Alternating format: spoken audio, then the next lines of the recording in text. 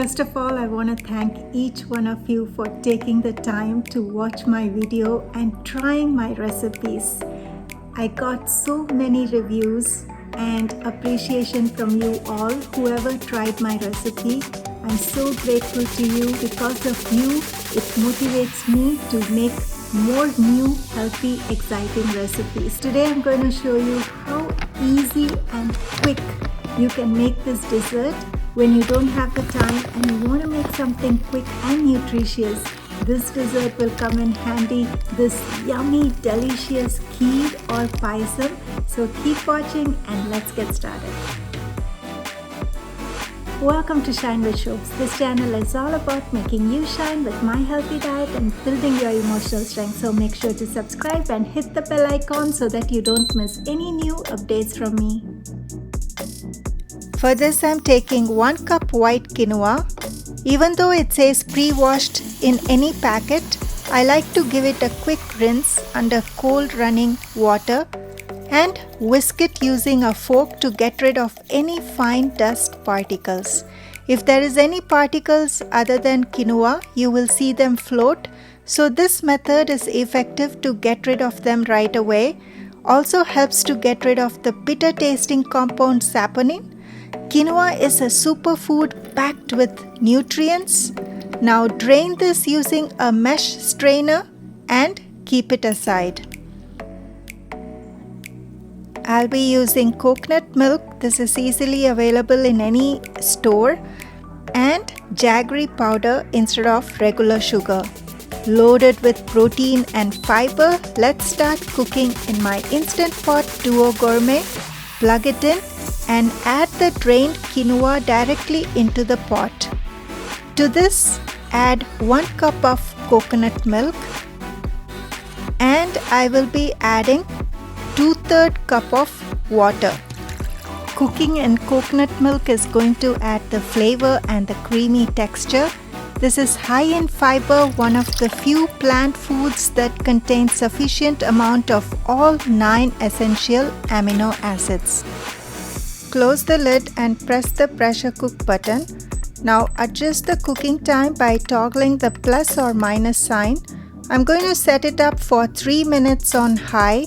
You will soon hear the beep sound as the cooking time turns on. Later, I will also be using some almond flour. You may grind some almonds if you wish.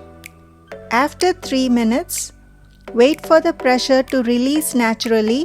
Never open the lid when the float valve is still up. In the meantime, I'm going to grind 3 to 4 cardamoms using the pestle and mortar. The fragrance of cardamom is fantastic. Love the aroma. You see how pressure is fully released and the float valve settles down. So now it's safe to open the lid. Be very careful, it's going to be hot. You may wear an oven mitten if you like. This looks lovely. Use a fork to fluff the quinoa. It's perfectly cooked. Mix in the coconut milk that stayed on the side. Nice and soft. Right now press cancel and turn the saute mode on. It shows 10 minutes. I'm going to just leave it. It will take just 1 to 2 minutes to saute. To this I'm adding the remaining coconut milk from the can and also adding 1 cup of water. This coconut milk is thick, so I'm adding water. You may add according to your taste and consistency. To this add half cup of almond flour and 3/4 cup of jaggery. It smells so good. This is going to be so yummy. I just can't wait. Quickly mix and you'll soon see the thick consistency of the kheer. Now add in the cardamom powder and mix everything well for a minute. Press cancel to turn off. At this point, I also added some oat milk for extra creamy texture. This is up to you, it's optional, but I love to add some oat milk. This gave the extra texture and flavor. This kheer is done and look how gorgeous this turned out. Such a healthy and nutritious sweet made quickly. It's a dairy-free and vegan option. Have it hot or cold. I like it best when it's cold. Garnish with pomegranate. Just perfect. You know, the coconut jaggery and the little pomegranate did the trick. Do give it a try, you will love it.